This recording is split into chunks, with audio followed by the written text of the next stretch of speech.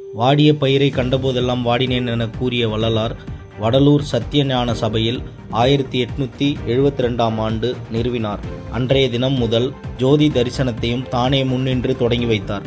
அன்று முதல் வடலூர் சத்தியஞான சபையில் தை மாத பூச நட்சத்திர நாளன்று ஜோதி தரிசன பெருவிழா வெகு விமர்சையாக கொண்டாடப்பட்டு வருகிறது.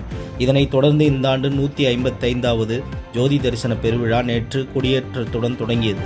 இதில் முக்கிய நிகழ்வான ஜோதி தரிசன பெருவிழா தொடர்ந்து இன்று காலை 6 மணி முதல் காலஜோதி தரிசனம் காண்பிக்கப்பட்டது.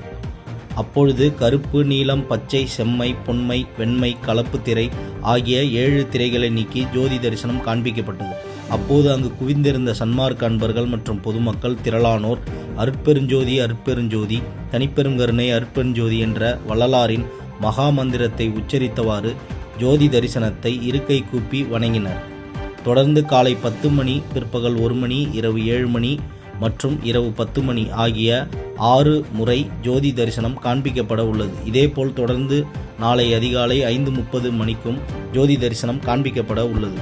ஜோதி தரிசன விழாவை காண தமிழகம் மட்டுமின்றி வெளிமாநிலங்களில் இருந்து பல்லாயிரக்கணக்கான பக்தர்கள் வடலூரில் குவிந்துள்ளனர்.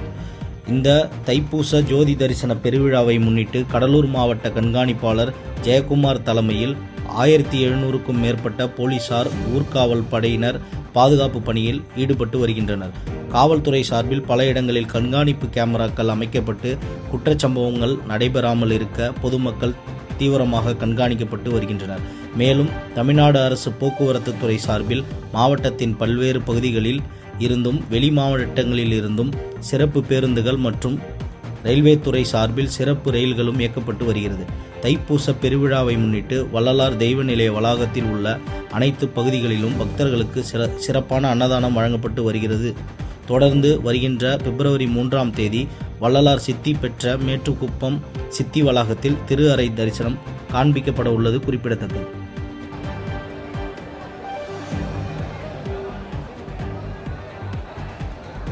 செய்திகளை உடனுக்குடன் தெரிந்து கொள்ள கீழ்கண்ட கேபிள் மற்றும் டிடிஎச் நெட்வொர்க்குகளில் எம்நாடு செய்தி தொலைக்காட்சியை காணுங்கள். பாதகம் செய்பவரை கண்டால் நாம் பயம் கொள்ளலாகாது பாப்பா. மோதி மிதித்து விடு பாப்பா, அவர் முகத்தில் உமிழ்ந்து விடு பாப்பா. அண்மை செய்திகளை உடனுக்குடன் தெரிந்து கொள்ள இணைந்திருங்கள் எம்நாடு தொலைக்காட்சியுடன்.